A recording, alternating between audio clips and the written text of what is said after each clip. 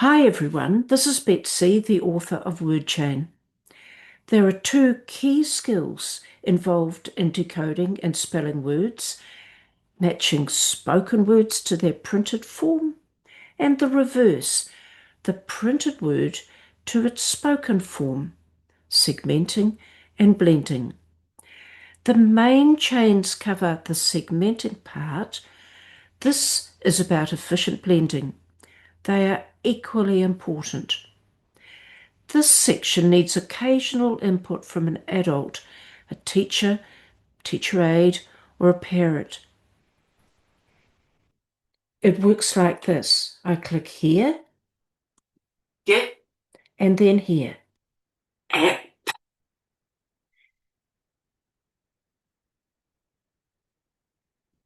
ö, ag, Many of these words have ug, here, ag, here, ag, here, ag, ug. ag, It is a common chunk. There are 5 common chunks on this page. There is ot, ot, in, in, it, it, app, and that app. Other pages at this level have other chunks. Recognize these common chunks speeds up blending. 2 bits to put together rather than 3. Some students will be able to blend 3 letters quickly, and you may think that they do not need this. But what works for 3 letters gets tricky as words get longer. Eventually, they will come to much longer words. Responsible is 11 letters long, responsibility is 14, and letter by letter blending will be beyond them. They are learning the effective blending strategy that will apply to all words from the beginning, starting here.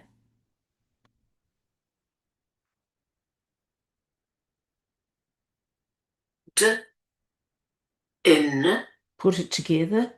Din. ö, it, Put it together. Lit. All kids need to develop the skills to instinctively apply this strategy, starting here. If a child struggles with this strategy, for instance, they say r, ag, rug, rug, rug, getting faster and faster, but never quite getting to rug, teach them to start with the ug ag, and then add on the r. r, This gets most kids over that hump. 2 students can work together on this, testing each other with or without this timer down here.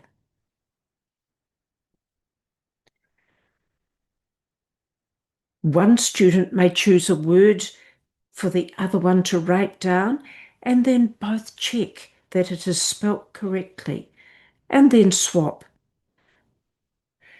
So the timer measures how many words the student can read in 60 seconds. It puts far too much pressure on some students. It is not helpful when kids get flustered and upset. Do not use it for these students unless or until they are ready.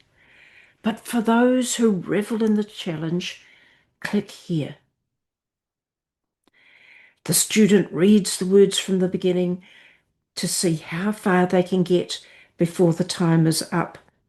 If they make an error, let's say they read lit as let, point to the letter they got wrong. They must get it correct before moving on. They can listen to the word to figure it out. ö, it, This chart, printable from the website, marks their progress.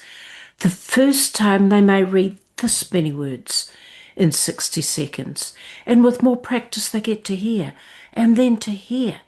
All you need to do is mark the spot and let them colour in down here. For kids who struggle, the message that I am getting better because I have practiced is huge. That is the point of it, and the only point of it. So never mark a regression. If one day the student only gets to hear, let's say, ask them to run through it again. They will be faster, or simply don't tell them how many words they have managed. Now, testing how far a student gets in 60 seconds does just take a minute, but I realise even that is often difficult to accomplish. So getting mum to test at home is one option, or if there is a teacher aide available, it's a good use of their time too. Some kids are simply faster processors than other. For some, this is as far as they can get for now. For other kids, their ceiling will be here or maybe here. There is no benchmark a student should reach.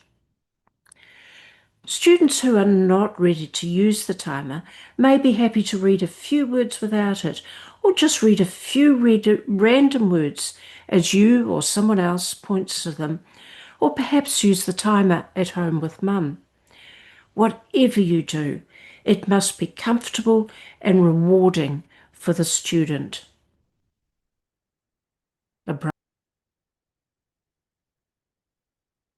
This is further down word chain 1. Here there are 3 parts to the word as a simple suffix is added in. So I'm going to choose my colour and then click like this. Sh, ing, f, as, I, d, ok, t. It is the same process, but for those students who struggle with it, teach them to get these 2 parts together first. Ok, Ok, mock. Now add on the ing. ing, Mock, ing, mocking. And with this one, wa, ek, whack, I. wacky. This gives students a strategy that with practice will soon become instinctive, blending words as quickly as the student is able. Most words in word chain 2 to 4 are of this general shape, 3 parts to blend together, but with more patterns, more and more phonics. Now I have skipped to word chain 5, where words are longer. Most, like these, have prefixes and suffixes. Quam, eins. It is the same strategy here, recognizing repeating chunks and adding them together. So I'll click on that prefix. Re, I click here to hear the suffix. C. And then I click here to hear the bit that starts with the vowel, the bit that is a repeating unit. And, So ents, like this, ents. is always ents. Some chunks are longer than this. Ification is in justification or qualification. It has just one possible pronunciation. Or the ational of educational or occupational. These are covered in word chain 5 too. Occasionally, you get one that has two possible pronunciations. Here, e-ants can be e-ants or it can be I-ants. But most of them, the vowel before that suffix is consistent. Know a chunk for one word and you know it for the lot. The bits in between this prefix and suffix are best split at the vowel because that breaks it up into chunks that occur in many other words, like this, oid, which occurs in asteroid, adenoids, and thyroid, and many technical words older students will encounter in science. Here, orm, the orm of dormancy is in information, it's an enormous, normality, and so on. This fluency section of wordchain 5 may be the most important part for many students, so please don't let students skip it. They should be spending time working together, helping each other figure out the words, testing each other, and one student asking another student to write a chosen word down. If you have any questions about this, please get in touch.